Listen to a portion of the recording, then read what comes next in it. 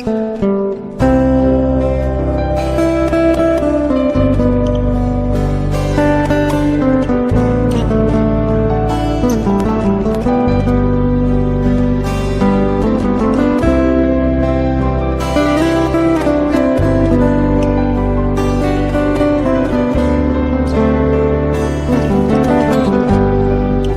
Agraria dan Tata Ruang Badan Pertanahan Nasional ATR BPN akan mendatangkan pejabat pembuat komitmen PPK dari Provinsi Bengkulu untuk membantu proses pembebasan lahan proyek Jalan Tol Padang Pekanbaru seksi Padang Sicincin Sumatera Barat. Direktur Jenderal Dirjen Pengadaan Tanah dan Pengembangan Pertanahan Kementerian ATR BPN Embun Sari mengatakan saat ini pekerjaan tim panitia pengadaan tanah P2T di Sumbar terbilang overload, sehingga penting untuk menambah tenaga agar persoalan pembebasan lahan di Tol Padang Pariaman segera diselesaikan.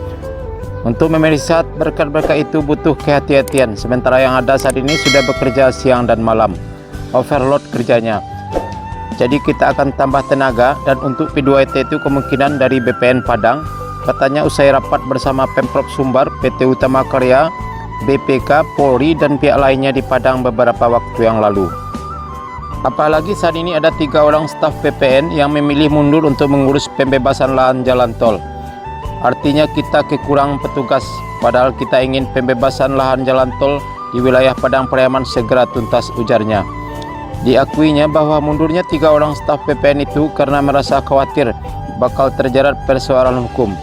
Hal tersebut menyikapi adanya persoalan hukum yang terjadi pada pembebasan lahan jalan tol di wilayah Kabupaten Padang Pariaman, di mana Kejaksaan Tinggi Kejati Sumbar telah menetapkan 12 tersangka kasus dugaan korupsi pembayaran ganti rugi lahan tol Padang Sicincin.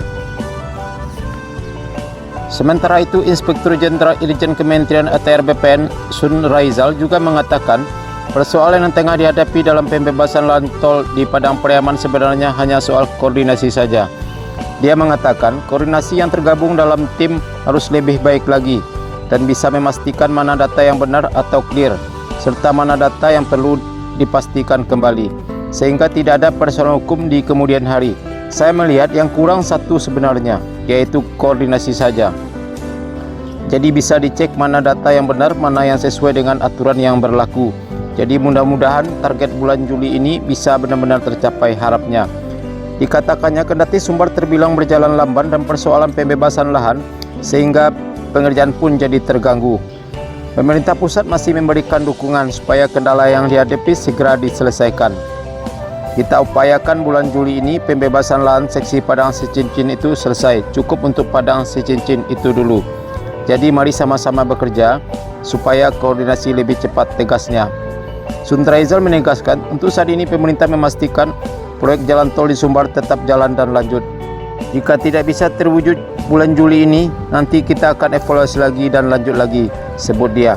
Wakil Gubernur Sumbar Audi Joinaldi mengatakan, dengan telah ditetapkannya target pembebasan lahan jalan tol seksi Padang Sicincin itu, maka Pemprov Sumbar bersama tim akan berupaya agar bulan Juli seluruh lahan telah bebas.